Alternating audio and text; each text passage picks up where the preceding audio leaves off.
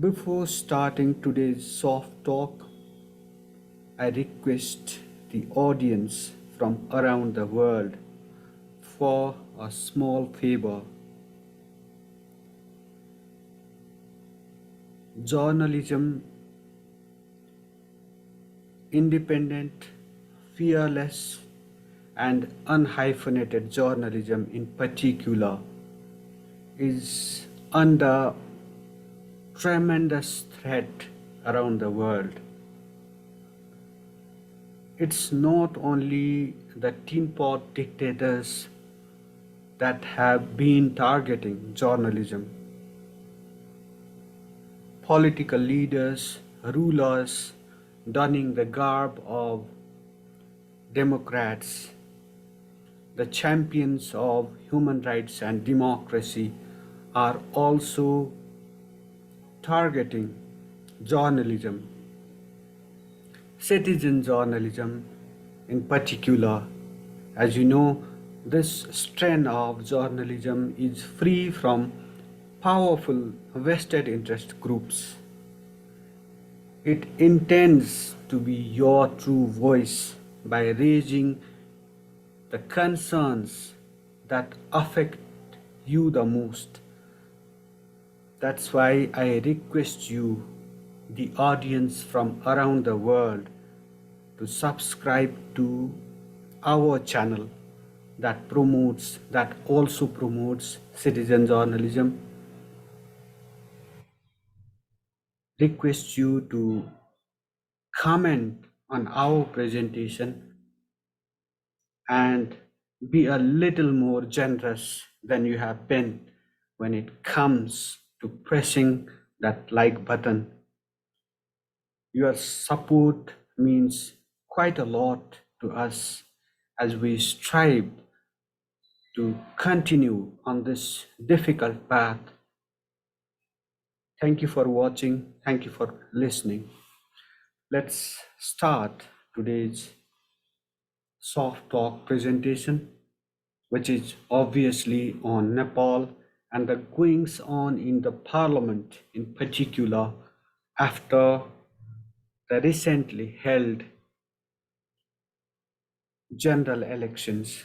The elections were held on November 20, 2022. This vote has resulted in a hung parliament. The picture on the background of this presentation is of the House of Representatives of Nepal. So welcome to the program once again. Today's presentation is titled In Search of the Main Opposition. I hope this title itself whets your appetite regarding the developments in Nepal. The new House of Representatives has found some important business right after its first meeting post November 20 elections. The business came on Saturday in the form of competing claims for the powerful position of the main opposition from the Nepali Congress and the Nepal Workers and the Peasants Party. This Nepal Workers and Peasants Party strives to champion the causes of Nepal's marginal farmers and workers. It's a communist party, whereas the Nepali Congress is a democratic party. The picture on the background is that of Prem Suwal. He is the sole lawmaker from the Nepal Workers and the Peasants Party. He is in the news these days. I'll tell you why later on. So let's proceed with this.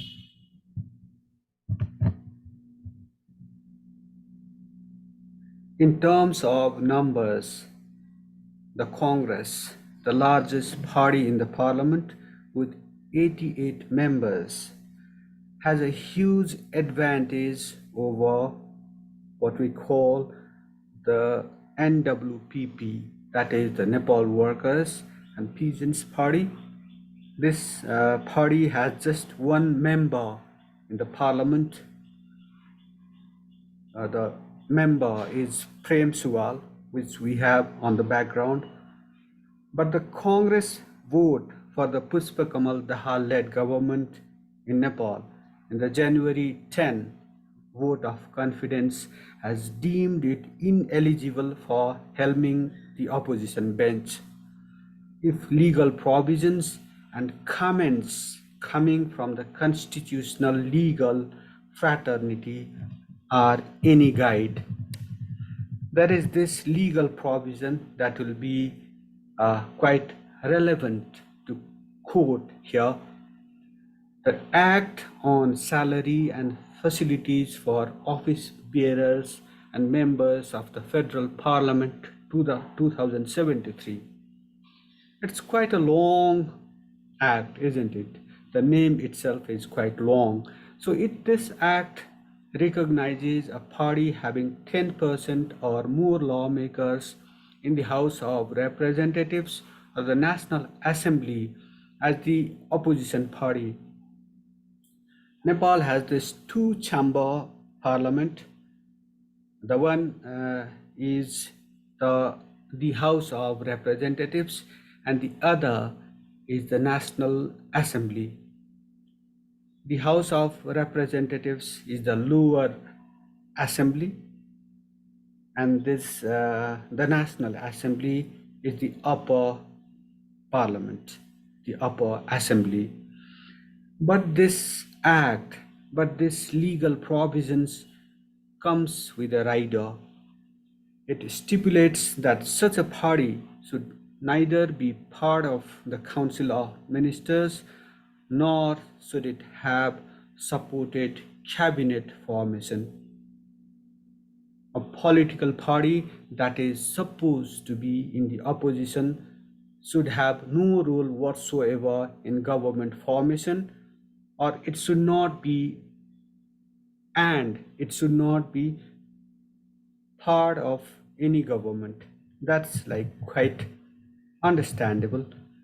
Subsection 2 of the subclause E of that act implies if more than one party having 10% or more seats in the HOR or the NA, that is the House of Representatives and the National Assembly respectively, if these two chambers have equal number of seats, then the parties shall recognize a party as the opposition in the respective chambers, of course, through mutual consent.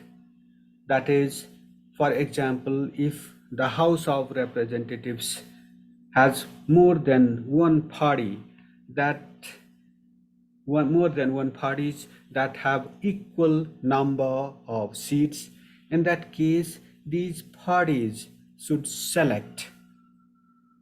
have a consent to recognize one of them as the main opposition. That is the gist of this. As such is not the case in the parliament. It's a hung parliament in Nepal. The Nepali Congress has the largest number of seats, but it cannot form a majority government without support from other political parties. The Speaker's prerogative, as such is not the case in Nepal's parliament, the Speaker's prerogative, which is enshrined in subclause 3 of this act, comes into play. This subclause implies if there's no written mutual consent, or if no party other than the one in the cabinet or the one supporting it has 10% members in the House of Representatives or the National Assembly, the Speaker or the National Assembly chair should designate the opposition party in the two chambers respectively. On this very ground, the Nepal Workers and Peasants Party is staking its claim to be the main opposition party in Nepal's parliament.